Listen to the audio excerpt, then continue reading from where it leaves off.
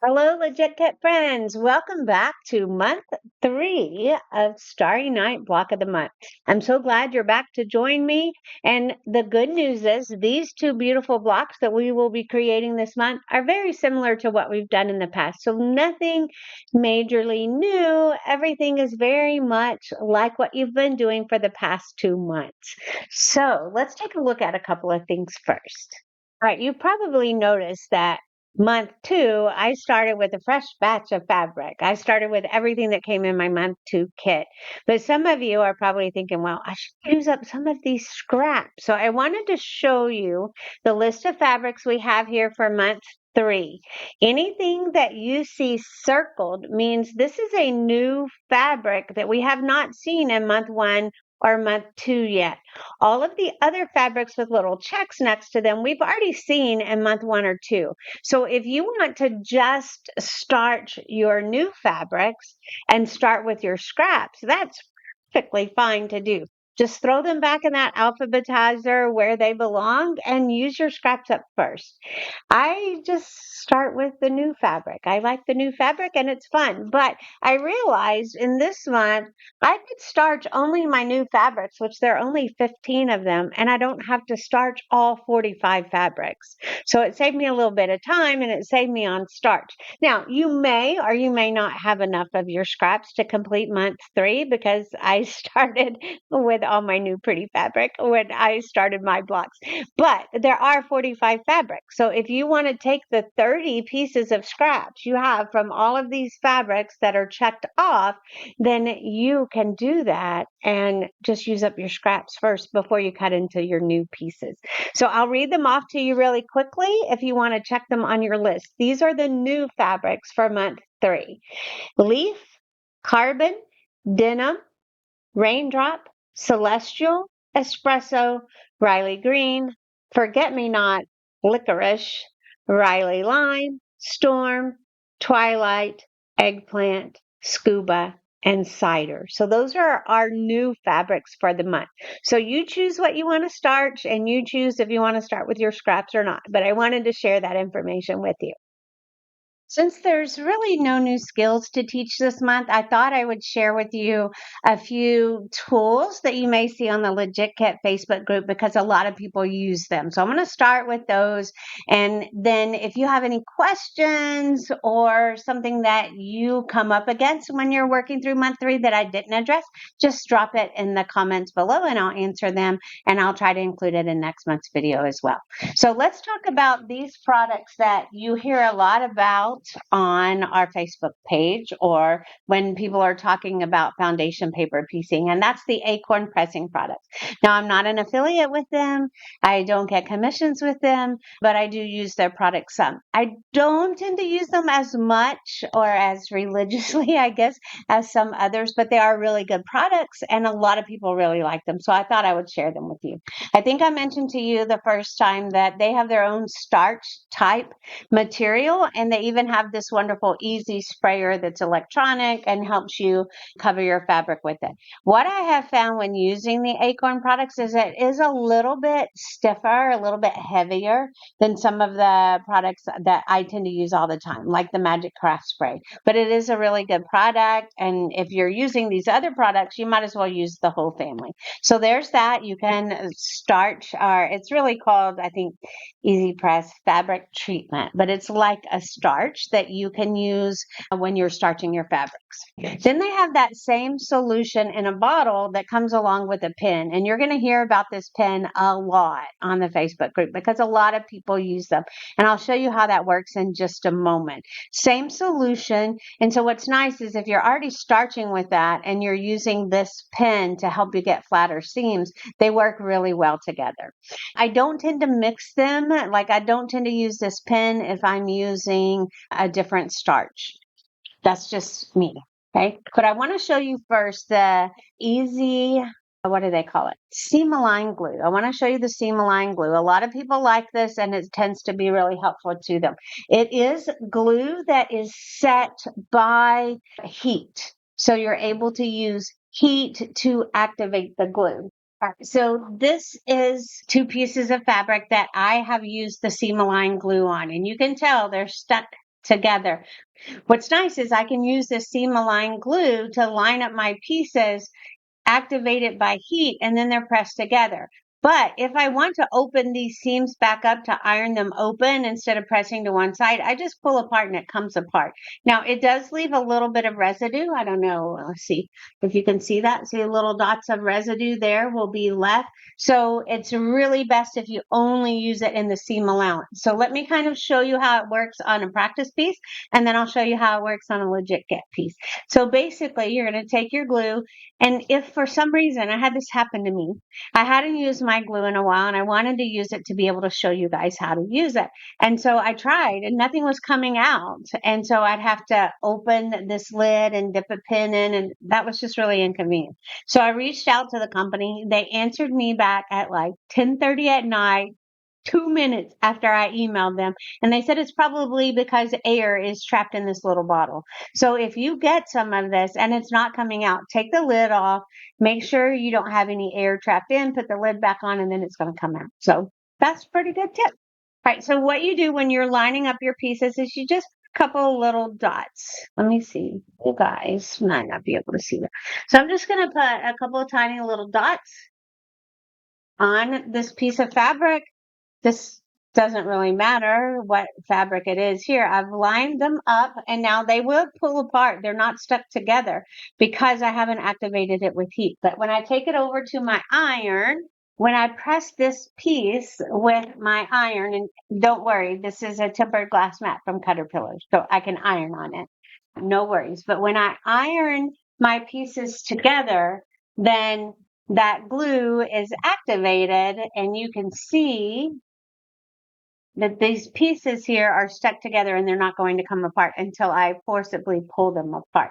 So this glue may be something that's helpful to you, especially if you're having trouble lining up your pieces.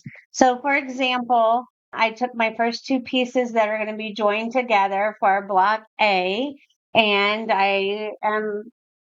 I know from looking at my assembly guide that A and B go together first. So I just recreated these pieces so I can show you how to do this with this glue. So what I did here is I went ahead and lined up all of my intersections that are really important, like we've been doing all of this time. And I just kind of stuck it into this pressing mat so that I can keep those pins in place. And then very carefully, you're going to lift up one side. Put a couple of drops of glue where those pins are, press it down, do the same down here. You don't have to go crazy, just a few little dots. And then I'll come back to this side and put a couple dots here. And that's going to be in the seam allowance. Okay, so I'm putting that glue in the seam allowance because remember we said it left like those little bitty marks. So now you can actually take your pins out because you've got it in place and you can set this with your iron. Now, it does say not to iron, but to press. So I'm just going to press, and I can actually press right next to my pins, not a problem. And I'm just going to press these seams down with my hot iron. I'm actually not using steam. I'm not ironing back and forth. I'm just simply pressing down. And then let's see if I pull this out, our pieces are stuck together. Okay. So the nice thing about this now is my seam is all lined up. My glue dots are holding it in place. I don't even have to add any more pins, and I can take it over to the machine and sew it together. So let's do that. All right. So we've sewn down our line here. If I open this up, you can see my point is lined up perfectly. And I didn't even have any pins in this when I was sewing it together. So that's nice. I do have to put my pins to get my pieces to line up perfectly. So that's it. My piece is sewn together. The piece is still glued together. All right, so here is my piece. I'm going to remove this paper now. We'll set it there for the time being. Remove the paper from both sides of the seam. Good thing this is just a practice piece. Oops, sorry. All right, so we're removing all this paper off of here. And I meant to show you a trick, and I forgot to do that. But let me show you kind of one thing to keep in mind when you're ripping your paper, sometimes I just rip it like I just did, willy-nilly, it doesn't matter. And I just ripped it off. And that's fine, that works. But notice how all these little wispies are right here next to the seam line. If you rip with your paper on top and you rip towards, so like if this were the piece I was tearing off and I ripped towards that piece, I probably had it turned this way and pulled down. It leaves a lot more wispies when we do that. But if you have the piece facing up and you pull towards the piece, it doesn't leave as many wispies. But then the other thing you can do is you can take your tweezers. These are my wonderful pointy tweezers from Linda's Electric. And I can just slide it right under here and it will kind of pull those wispies up with the paper so that they don't get stuck in there. And you can see there's only one tiny little wispy left and I can just grab that with my tweezers and pull it out. So that's sometimes I like to do that. I don't rip it all the way off, of course, because you know we still need this rest of this piece of paper. But I can just lift it up under the corner and rub it across and it pulls those little wispies out with it, which is really nice. Now we're ready to press this. So I've been using my quarter ruler, as you guys know, but many of you have a legit kit ruler.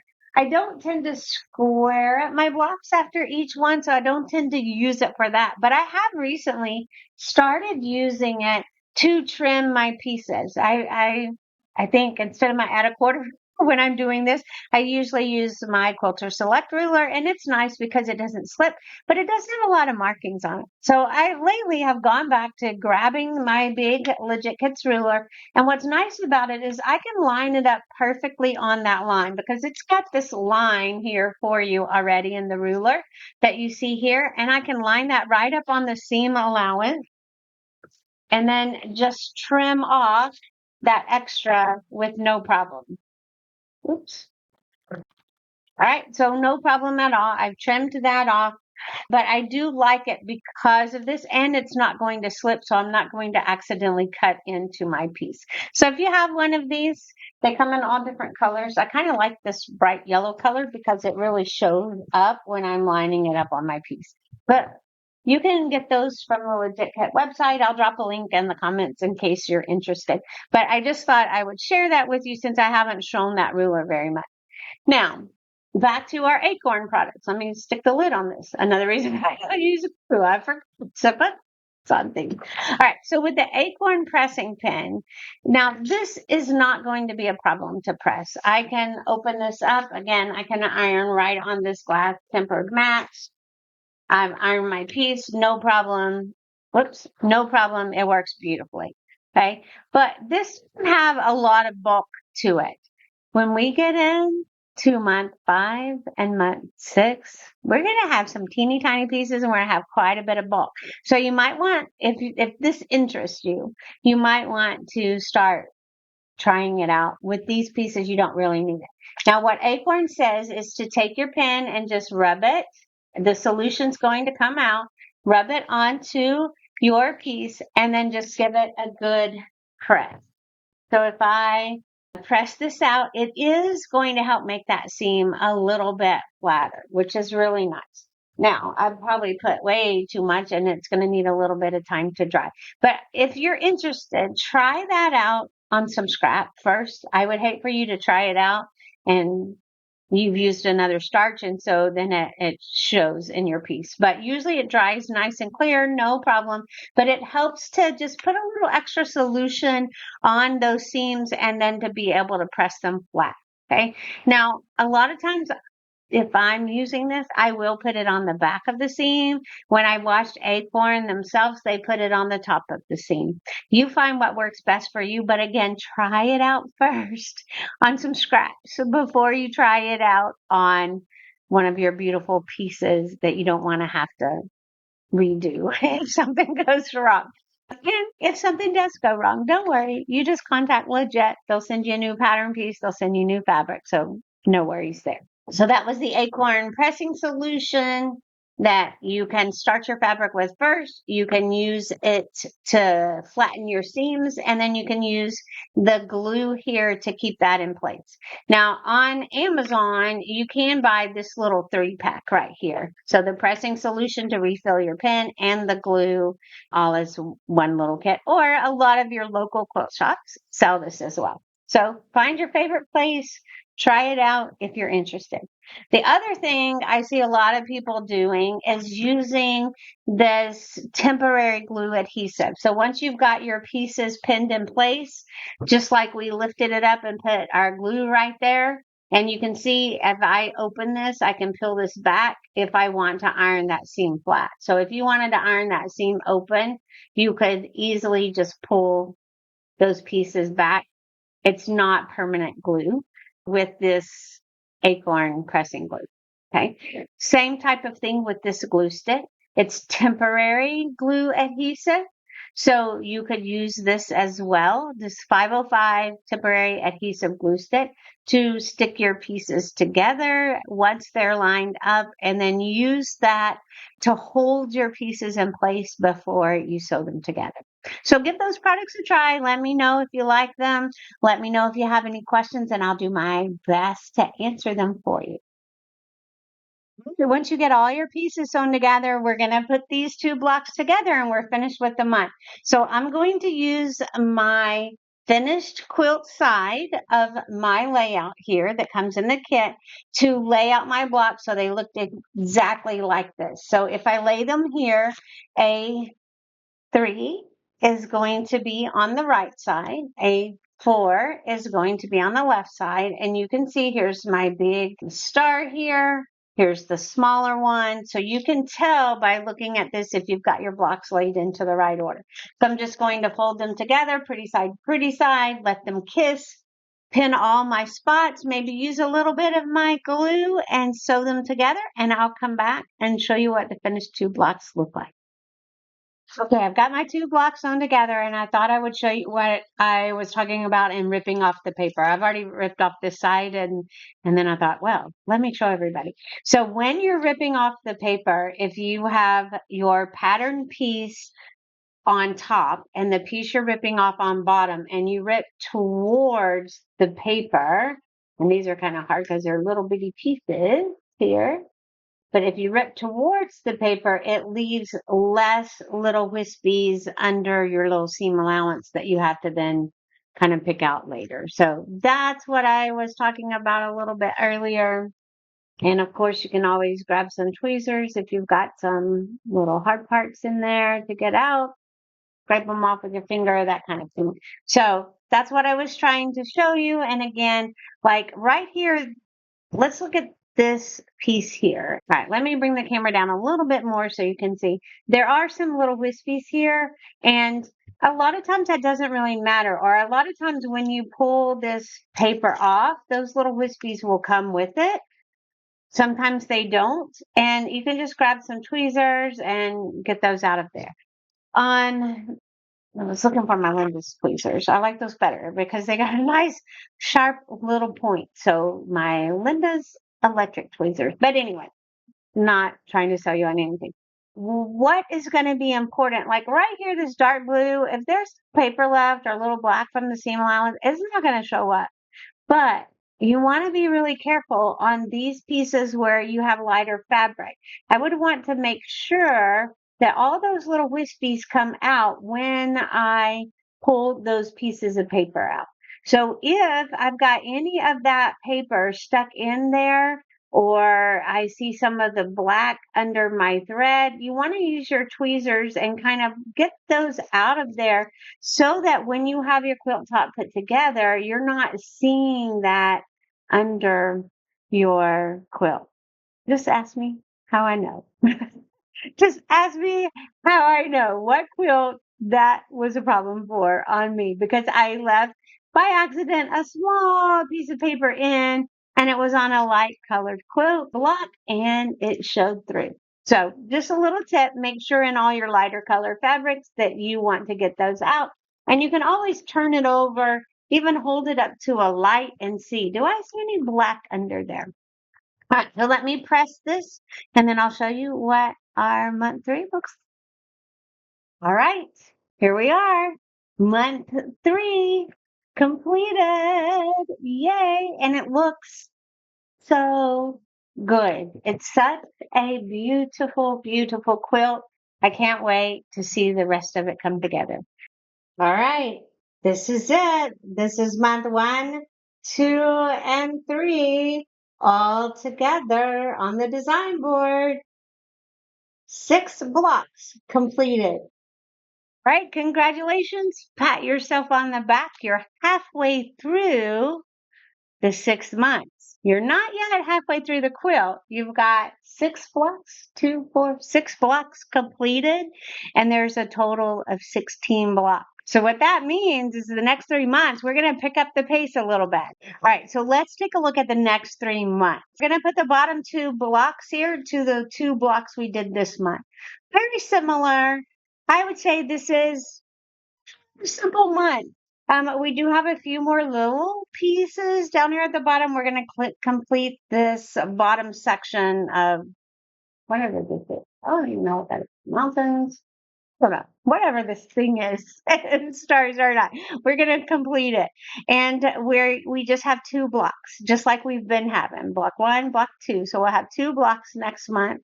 We have 41 colors and we have 104 pieces. Not a big deal. Then you better prepare yourself for month 5. Month 5 is the doozy. I mean, look at all these teeny tiny pieces. We went from 104 pieces in month 4 to 3 times that and then some with 351 pieces. So this is going to be the month to bring all your patience with you. Okay? And I will show you lots of tips, lots of tricks, and we will get through this together. So no worries. Same process. We're just dealing with a whole lot more pieces. And instead of 2 blocks, this time we will have 4 blocks. Top 2 blocks, pretty similar to what we've been doing. Bottom 2 blocks are going to have a few more little pieces in them, and we'll have 70 colors. So we will have increased from what we have this month, 45 colors. We're going to have 25 more colors of fabric to deal with and a whole lot more pieces, but it's going to be stunning. And then we're going to kind of sew downhill, as Nina likes to say, one of our other certified instructors. And while we have 4 blocks in month 6, it's the last 4 blocks of the whole series. We only have 60 colors, so we're decreasing our colors and we're back down to a smaller amount of pieces. We have 218 pieces. So we still got a lot to do, but I don't know about you. Every time I look on my design wall, I'm just in love with it and I cannot wait to get it finished. So we will see you in month 4. If you've got any questions, let me know. And most importantly, stay legit, my friends, and I'll see you next month.